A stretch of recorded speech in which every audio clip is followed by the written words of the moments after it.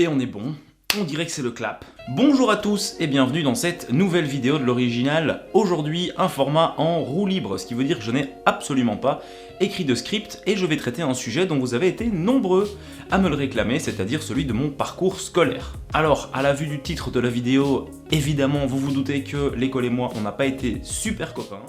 C'est le premier épisode d'une série de 2, 3 ou peut-être même 4 vidéos qui vont vous expliquer mon parcours scolaire, mon parcours professionnel, mes pires gamelles dans le parcours professionnel.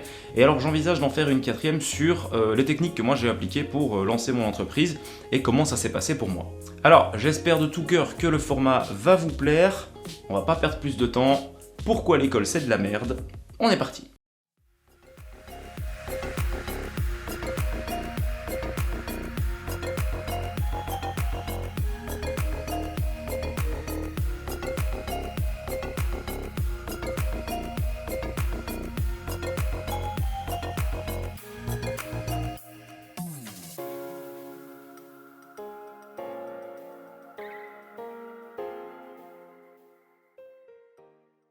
Alors avant de partir directement dans le vif du sujet, je vais vous en dire un petit peu plus sur moi. Je suis né Yannick Van Caneghem un 24 novembre 1986 à Uccle, donc en périphérie bruxelloise, d'une maman Carole qui était à l'époque à l'université pour devenir professeur de gym et d'un papa Michel ayant quitté l'école lui très jeune, à l'âge de 15 ans et demi, pour commencer à travailler. Donc au niveau parental, j'avais forcément les deux images, une mère universitaire pour qui les études se passaient très bien et dans cette branche-là de la famille, c'est tout des universitaires.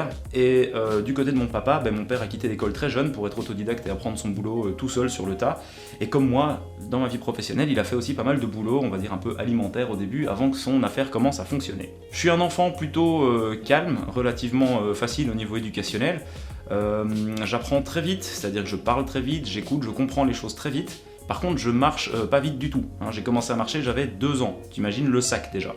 Mes parents se séparent quand j'ai à peu près 2 ans et demi et je continue mon parcours scolaire. Les maternelles se passent vraiment open bar sans le moindre souci. J'arrive sans aucune difficulté, on va dire presque premier de la classe, à l'école primaire, donc l'équivalent du CP si je ne me trompe pas pour les Français. L'apprentissage de l'écriture et du calcul pour moi c'est vraiment très facile dans le sens où j'ai une maman qui me faisait déjà travailler là-dessus avant de rentrer vraiment à l'école. Donc je sais déjà plus ou moins lire et je sais déjà plus ou moins écrire et je calcule très facilement, qui me vaut toujours une place on va dire un peu privilégiée. Je peux me baser sur mes connaissances pour traverser les premières années de primaire sans le moindre problème. Alors je suis très doué pour encaisser de la matière, je me rappelle quand j'étais gamin j'apprenais mes leçons par cœur, c'est-à-dire je prenais une feuille, je la lisais et j'arrivais à me l'imprimer dans la tête et à la répercuter comme ça. Ma première et ma deuxième primaire se passent très bien, ma troisième et ma quatrième primaire se passent également très bien, sauf que dans le courant de ma quatrième année de primaire se passe un drame familial. Ma maman qui s'était remise en couple après avoir quitté mon papa a eu un enfant avec le monsieur avec qui elle était, qui était donc mon petit frère, et malheureusement je perds ce petit frère, enfin ce petit frère décède quand j'ai 10 ans. Et c'est un coup qui est très difficile à encaisser pour moi. Donc vous devez savoir une chose, c'est que, on va dire, au niveau scolaire, tout se passe très bien pour moi. J'ai de très bons points, ça va vraiment bien. Je suis malgré tout considéré par mon entourage, plutôt proche ou éloigné, même certains amis de mes parents, comme une grosse feignasse, un paresseux. Parce que je travaille pas, je comprends tout et j'ai pas vraiment besoin de travailler pour arriver à des résultats qui sont concluants. Et donc, scolairement, ça se passe très bien pour moi, mais relationnellement parlant, ça se passe pas bien du tout. C'est-à-dire que je passe la plupart de mon temps seul. Les copains que j'ai à l'école primaire sont pas vraiment des copains, c'est-à-dire que je suis tout le temps tout seul. Quand il y a besoin de quelqu'un, on vient me chercher, mais quand on n'a pas besoin de moi, je suis mis sur le côté. Je suis relégué au second rang. Je fais partie de ces gens qui ont attendu sur les bancs pendant les cours de gym parce qu'on voulait pas les prendre dans leur équipe. Je fais partie de ces gens qui essayaient de briller par leur intellect dans l'école primaire. Sauf que, à l'école primaire, les enfants sont cruels et les premiers de la classe, généralement, ils prennent assez cher. Donc j'ai vécu des situations absurdes dont je vous passerai les détails, du style me faire racketter par des copains de classe, me faire passer à tabac par 3-4 gamins en même temps. Bref, pour moi, relationnellement parlant, l'école, ça ne va pas. Et je me rappelle avoir dit plusieurs fois à ma mère, et ma mère me le répète encore aujourd'hui, je ne veux plus aller à l'école, je n'aime pas ça. Voilà, je suis bon pour le faire, mais je n'aime pas y aller. Et donc quand ce petit frère aîné et qui devait m'aimer de manière inconditionnelle, j'étais très heureux d'avoir quelqu'un avec qui pouvoir partager des moments peut-être un peu plus intimes ou complices, quelqu'un que je ne devais pas convaincre de m'apprécier, quelqu'un qui partageait une partie de mon sang, et quelqu'un qui allait inconditionnellement m'aimer. Et forcément, quand on a appris son décès, ben, je l'ai très très très mal vécu. Il n'y a pas de manière de bien le vivre de toute manière. Donc à partir de la 5e primaire, je commence à avoir, donc ça doit être l'équivalent du CM1 ou du CM2, donc l'avant-dernière année d'école primaire, je commence à avoir un très gros problème avec l'autorité. C'est-à-dire que, de manière générale, ce qui est au-dessus de moi me fait chier. On m'a pris quelque chose qu'on n'aurait jamais dû me prendre, ça s'est passé dans des circonstances qui fait que j'ai des raisons d'être exalté un peu par rapport à ça, et ça ne se passe plus bien du tout. Professeur, parents, l'autorité, je commence vraiment à avoir du mal avec. Je la supporte encore très bien, je fais encore bonne figure parce que j'y suis obligé, parce que trop petit pour me révolter, mais malheureusement, ça va pas durer très très longtemps. À cette période-là, je me découvre vraiment une créativité en plein, c'est-à-dire que je passe mon temps à jouer avec des Lego, à construire des trucs, à imaginer des choses, à dessiner, à découper, à bricoler, à faire vraiment beaucoup de choses. J'aime pas les sports d'équipe, j'aime pas le football, j'aime absolument pas ce que les autres enfants autour de moi aiment, et ça me coûte malheureusement relationnellement très très cher à l'école. Les autres gamins, clairement, ne m'apprécient pas. Pas qu'ils m'apprécient pas dans le sens ils ne m'aiment pas, c'est juste qu'ils ne trouvent aucun intérêt à traîner avec moi. Ce que je peux plus ou moins comprendre. J'ai jamais été très très adapté au système, et encore aujourd'hui, je prouve au système que j'ai pas besoin de lui et qu'il a pas besoin de moi. Vous allez comprendre la suite. 5e primaire, ça se passe bien, je découvre que je suis asthmatique. Je me rappelle, c'était un truc assez rigolo de la manière dont ça s'est passé. On a lu un texte sur la déforestation de la forêt amazonienne et ça m'a fait très peur. Et juste à ce moment-là, je déclenche ma première crise d'asthme. Voilà, ça c'est l'anecdote comme ça. 6e primaire, ça commence à partir en couille au niveau des cours de langue. Et on a à la fin du 6e primaire ce qu'on appelle le CEB, le certificat d'études de base, avec des examens dits cantonaux à l'époque, c'est-à-dire des examens que tous les enfants de toutes les écoles passent dans la maison communale à l'époque. Je dois étudier vraiment très fort. Je termine 2e de toute la région Brabant-Wallon, donc c'est comme si je vous disais, je termine 2e d'un département. Et en fait, je me casse la gueule en tout bas du classement parce que je fais un examen de merde en religion, qui en fait à l'époque pour moi était de la morale, donc la laïcité, on peut dire ça comme ça. Donc c'est sur les divinités en tout genre, une fois de plus, c'est au-dessus de moi, donc forcément j'ai un problème avec. On arrive fin de 6e primaire, je veux être avec des copains dans les écoles au-dessus, parce qu'en fait en Belgique, les écoles humanités et primaires sont parfois divisées, c'est-à-dire que moi j'étais dans une école qui faisait que le primaire, et donc je devais changer d'école pour passer en humanité, donc l'équivalent de la 6e en France, donc la première année de secondaire. Concrètement, je rentre dans une école relativement élitiste, à Louvain-la-Neuve, le lycée Martin V pour ne pas le citer. Je vais dans cette école parce que y a 2 ou 3 copines de classe, je m'entendais assez bien avec les filles, et assez peu avec les mecs, donc il y a 2-3 copines de classe qui vont dans cette école-là, et je me dis ça peut être un bon plan d'y aller. Je gagne un peu en autonomie, j'apprends ce que c'est que de prendre les transports en commun. À l'époque j'ai 12 ans, je suis né en fin d'année, donc je suis toujours 6 mois en avance sur l'âge global d'une classe. Et là c'est la catastrophe. Là je vais pas vous mentir, clairement c'est la catastrophe. C'est-à-dire que j'arrive dans un système où ça ne va pas du tout avec les autres élèves. Mais quand je vous dis pas du tout, c'est pas du tout. Je suis vraiment mis sur le côté dans la classe, ça se bagarre tout le temps, je me fais emmerder par des gens à longueur de journée, et en bonus, je me fais emmerder par les profs. Les cours de langue, inutile de le dire, ça me faisait chier, j'avais pas envie de les faire. Les cours de religion, ça me faisait chier, j'avais pas envie de les faire. Les cours de français, j'en voyais absolument pas l'intérêt. Les cours de maths, j'apprenais des choses que je savais que je n'allais pertinemment jamais utiliser.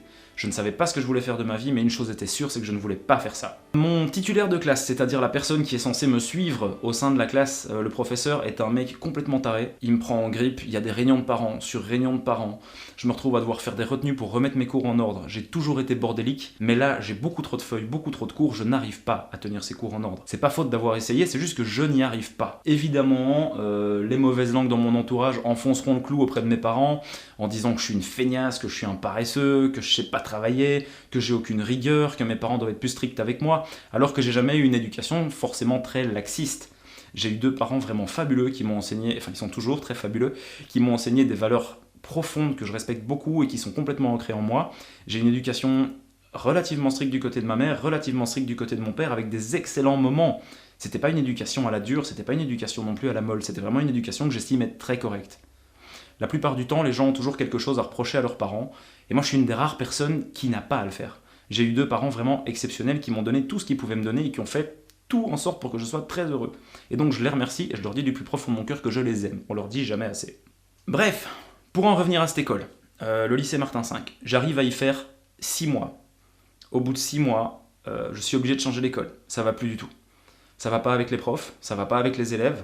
Je suis pas quelqu'un de violent, je suis pas quelqu'un de turbulent, mais c'est juste que ça se passe humainement très mal pour moi. Donc je change d'école, je me retrouve dans une autre école de la région, on est en plein Brabant-Wallon, donc c'est un enseignement relativement huppé, et je me retrouve au lycée Notre-Dame de Basse-Wavre, au collège Notre-Dame de Basse-Wavre, pour les 3 derniers mois de ma première année d'humanité. Donc j'arrive dans une classe que je ne connais pas, dans une école que je ne connais pas, dans des matières que je ne connais pas.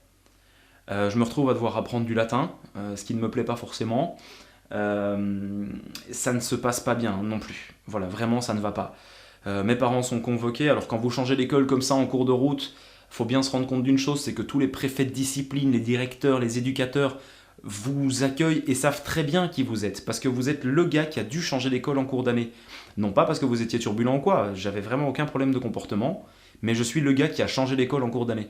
Je suis le gars dont les éducateurs vont dire « Toi, on t'aura à l'œil parce que ici, ça va aller autrement que dans l'ancienne école. » Et ça, c'est un très, très, très mauvais plan. Donc, ça ne se passe pas bien. Mes points s'effondrent complètement. Mes parents savent absolument pas quoi faire. En Belgique, il existe un décret qui fait que quand on rate sa première année d'humanité, on la passe d'office et on se retrouve en deuxième. Ce qui veut dire que vous n'avez pas le droit à l'échec en première. Donc je passe en deuxième alors que je n'aurais jamais dû y passer. Je me retrouve de nouveau dans une autre classe avec de nouveau des nouvelles personnes avec qui ça ne se passe de nouveau pas bien. J'ai quelques amis, mais c'est quand même pas fameux. Je reste malgré tout très inadapté, je ne suis pas à ma juste place et je le sais, je le sens, je le dis, mais personne n'est là pour m'écouter. Donc si jamais ça vous arrive et que vous éprouvez ça pour l'instant, attendez la fin de la vidéo, vous allez voir que ça s'arrange. Donc, l'arrivée en deuxième, cette nouvelle classe. Alors, comme j'ai terminé ma première avec des points complètement à la ramasse, on va pas vous dire « écoute loulou, on va un peu calmer la cadence », on va appliquer une autre politique. On va te dire « écoute-moi petit con, vu que t'es un gros débile et que t'arrives pas à t'incruster dans un système, ce qu'on va faire, c'est on va te donner encore plus d'heures de cours. Donc, tes mercredis après-midi de congé, tu les oublies, tu vas les passer à l'école parce que tu vas faire des cours de rattrapage. Tes temps de midi, normalement, tu as 50 minutes pour aller bouffer ton sandwich. Et bien là, tes 50 minutes, tu les as plus. Tu en as 10, tu vas chercher ton sandwich et tu vas en classe sur le temps de midi. Ce qui veut dire qu'à la place d'avoir des journées de 8 heures, vous avez des journées de 9 ou 10 heures, et même le mercredi. Vous n'avez plus de congé. En plus de ça, inutile de dire que comme mes parents, bien intentionnés, voulaient que je réussisse, me payer des cours particuliers les samedis et dimanches, c'était juste l'enfer. Ma vie, c'était l'école, et ma vie a été un enfer durant ces 2-3 premières années.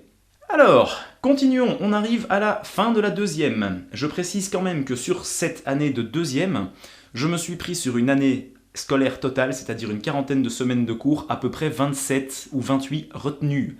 Ce qui veut dire que non seulement, non content d'avoir des heures d'enseignement supplémentaires dont je ne voulais pas, je me retrouve en retenue, en plus de ça après les cours, pour remettre mes cours en ordre, chose que je n'arriverai de toute façon jamais à faire. Donc cette année est vraiment une catastrophe, inutile de dire que celle-là, je peux la doubler et je vais la doubler. Donc je me retrouve dans une deuxième, donc la troisième année de secondaire qui en fait est donc une année doublée. Ça ne s'arrange pas et là concrètement c'est encore pire pour moi puisque je suis déjà surveillé, je rechange complètement de classe, c'est-à-dire que je ne connais plus personne, je me retrouve avec des gens qui eux sont montés d'année ensemble, donc je me retrouve approximativement accepté dans un nouveau groupe, mais ça reste quand même pas fameux, je vais pas vous mentir. Et à la fin de cette deuxième, arrive ce qu'il doit arriver. Au conseil de classe de fin d'année, ma titulaire de classe convoque mes parents. Et alors là, il se passe quelque chose d'absolument débile. C'est-à-dire que je suis quelqu'un de calme par nature. Je ne suis pas un fouteur de merde. Je ne suis pas quelqu'un, du moins à cette époque-là, quelqu'un qui veut se faire voir. Je suis quelqu'un vraiment de discipliné, mais qui n'arrive pas à se discipliner lui-même pour tenir des cours et faire exactement ce qu'on lui demande. Mais la prof va dire à ma mère, et je m'en rappelle très bien, malheureusement ma bien chère mère n'a pas pu s'en rappeler pour me réévoquer ce moment, mais je m'en rappelle très bien. La prof va dire à ma mère, écoutez, votre fils, on a vraiment des problèmes avec, alors il est turbulent, il est provocateur, c'est un frimeur, il se met énormément en avant, voilà, c'est quelqu'un qui ne s'intègre pas du tout. Sur ce point-là, elle avait juste, je ne me suis pas intégré, ça c'est vrai, bravo, félicitations. Mais la nana va inventer plein de trucs comme ça, plein de prétextes, pour qu'en fait ma mère se sente tellement mal qu'elle ne veuille pas me réinscrire. Et évidemment la prof terminera par cette magnifique phrase dont je me rappellerai toute ma vie, et merci à elle parce qu'elle m'a rendu un fier service, sinon je pense que je me serais sans doute mis une balle avant mes 16 ans. Elle terminera par « Vous comprenez, on pense qu'il n'est pas tout à fait adapté à l'enseignement conventionnel, il faudrait peut-être l'envoyer vers des enseignements alternatifs ». Alors là, c'est open bar, c'est-à-dire que vous êtes en date du 30 juin, vous devez être inscrit et scolarisé le 1er septembre, vous avez 2 mois pour trouver une autre école qui veuille bien de vous, qui ne soit pas une école de l'enseignement général, et professionnalisante, ce qui signifie que vous devez en 2 mois choisir le métier que vous allez faire jusqu'à la fin de vos jours. Et là, bonne chance. Alors inutile de dire que, comme on est quand même relativement pressé de trouver une école, eh ben vous faites les écoles, sauf que les journées portes ouvertes, eh ben, elles ont lieu pendant les vacances de Pâques ou dans le courant du mois de juin. Donc vous n'y avez pas participé parce que vous ne vous attendiez pas à cette décision. Donc, vous pouvez visiter les écoles, il y a un secrétariat qui est ouvert, mais vous visitez les écoles vides. On vous donne des listes d'options en vous disant là où il y a encore de la place, c'est-à-dire là où on peut potentiellement vous inscrire. Et on m'avait conseillé de m'orienter vers l'enseignement technique ou professionnel. Donc en Belgique, on a 4 types d'enseignement. On a l'enseignement général, on a l'enseignement technique de transition, c'est-à-dire 4 heures d'options dans une grille horaire de cours généraux. Vous avez la technique de qualification, ce qui signifie 8 heures d'options dans une grille horaire de cours généraux. Et vous avez l'enseignement professionnel qui peut aller jusqu'à 16, voire 20 heures de cours d'options, même peut-être parfois un peu plus, avec le reste des cours généraux. Donc 8 à 10 heures de cours généraux sur une semaine. Et étant donné que mon papa, antiquaire, brocanteur, a toujours traîné sur les marchés, les salons d'antiquaires et tout, j'ai une certaine affinité avec le bois. J'aime bien cette matière, je sais pas pourquoi. D'ailleurs, je l'aime toujours bien. Et je me dis, dans l'absolu, que faire ébénisterie serait peut-être un bon calcul. J'ai déjà envie de faire des moulures sur des meubles, de faire des restaurations. Je me dis que je pourrais travailler avec mon papa. C'est quand même vachement sympa. Et donc, je me retrouve dans une école technique, Technique Saint-Jean à Wavre, pour ne pas la citer. Je vais balancer des noms, hein, j'en ai plus rien à foutre aujourd'hui. J'y passerai pas un très bon moment non plus. En option menuiserie, parce qu'en fait, on a dit à mes parents que l'ébénisterie, c'était pas une option en soi. C'est-à-dire que vous devez d'abord vous faire une 3, 4e, 5e et 6e en menuiserie, et qu'ensuite, ébénisterie sera une option, une qualification sur les 2 ou 3 dernières années d'enseignement. Sauf que, j'étais musclé comme un spéculose, épais comme un câble de frein de vélo, j'avais pas l'habitude de faire du travail manuel, et qu'est-ce qu'on me demande de faire ? Vous pensez bien qu'on me demande pas de faire des petits meubles et des moulures. On me demande de faire des tenons et des mortaises. Un tenon et une mortaise, qu'est-ce que c'est ? Eh ben, c'est les trucs d'emboîtement que tu mets dans des châssis. Donc j'apprends la menuiserie de gros œuvres, et ça ne se passe pas bien du tout. Parce que ce n'est absolument pas ce que je veux faire. Et une fois de plus, il y a trop de cours généraux, je n'en sors pas, je n'y arrive pas, je me dispute avec les profs, enfin je me dispute, non, les profs me prennent en grippe, parce que je suis le genre de petit malin qui va préparer ses interros le jour même et les réussir. Et ça énerve vraiment beaucoup le corps enseignant. Durant cette année, comme une fois de plus, je n'arrive pas à m'intégrer dans un cursus classique, je n'arrive pas à m'intégrer dans une classe tout à fait normale, eh bien je m'attire de très mauvaises fréquentations, et comme tout jeune de 15-16 ans un peu paumé qui s'attire de très mauvaises fréquentations, je commence à faire des conneries, et donc je me fais virer de cette école pour trafic de stupéfiants. J'avais donné un petit peu de shit à un copain, et je me suis fait épingler, et donc du coup je me suis fait virer de cette école. Alors, le petit point positif, c'est qu'on va quand même se rendre compte que j'avais la fibre du business. Là, à ce niveau-là, j'étais plus ou moins bien parti. Alors avant que vous me posiez la question, ne vous inquiétez pas, tout ça est très très très loin derrière moi. La drogue c'est pas bien et je ne suis plus consommateur depuis quand même bientôt 15 ans. Bon, on en est donc à ma 3e école d'humanité, le lycée Martin V, Notre-Dame de Bassoif et Technique Saint-Jean, qui vont pas y aller avec le dos de la cuillère évidemment pour me virer, et une fois de plus, belote et rebelote, on est parti pour rechercher une école avec des options qui me plaisent, et là, ça va devenir un peu plus compliqué. Et là, mon cher papa me dit « Écoute, fiston, moi j'ai un ami qui est professeur de bijouterie dans une école à Namur. Vu que depuis que t'es gamin, tu collectionnes les pierres précieuses et les minéraux, hein, merci les éditions Atlas, eh bien, est-ce que tu crois pas qu'il serait peut-être intéressant d'essayer 1 an de bijouterie ?» Justement, comme je me suis fait virer de l'école avant la fin de l'année, ce coup-ci, j'ai l'opportunité d'aller aux portes ouvertes de cette fameuse école qui est l'IATA à Namur.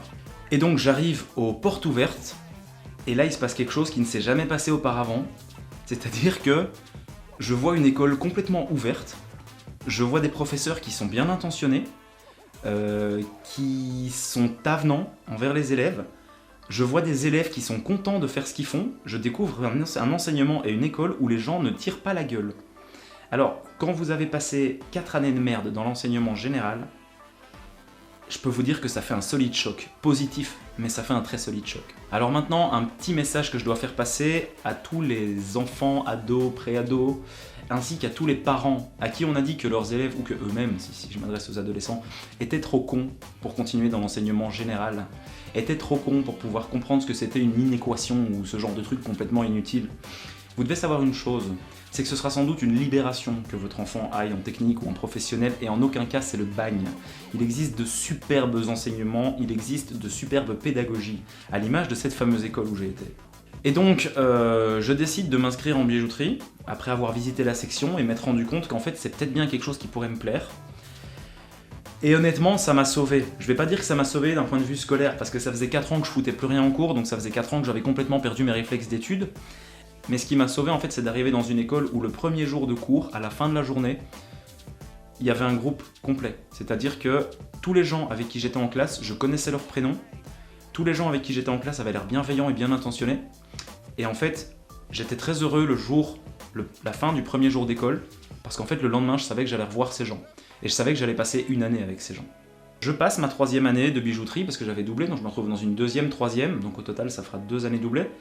Ça se passe bien, il y a un noyau central de la classe qui reste, il y a 2-3 changements, mais chaque fois c'est les personnes qui arrivent ou les personnes qui partent. Les personnes qui partent ne manquent pas, et les personnes qui arrivent s'intègrent parfaitement dans le groupe. On a des cours qui sont vachement intéressants, comme le cours de dessin, le cours d'histoire du bijou, on a des cours de sculpture, et alors forcément on a des cours d'établi. On apprend vraiment le métier à hauteur de, je crois que c'était 15 ou 16 heures par semaine, où on est assis à l'établi et on doit nous-mêmes gérer notre propre méthode de travail, on doit nous-mêmes gérer notre propre timing. On a une trame globale pour fonctionner, et on a des profs qui sont là pour répondre aux questions, mais en aucun cas on est forcé de faire les choses. Et ça pour moi, ça va quand même être un très très très solide changement.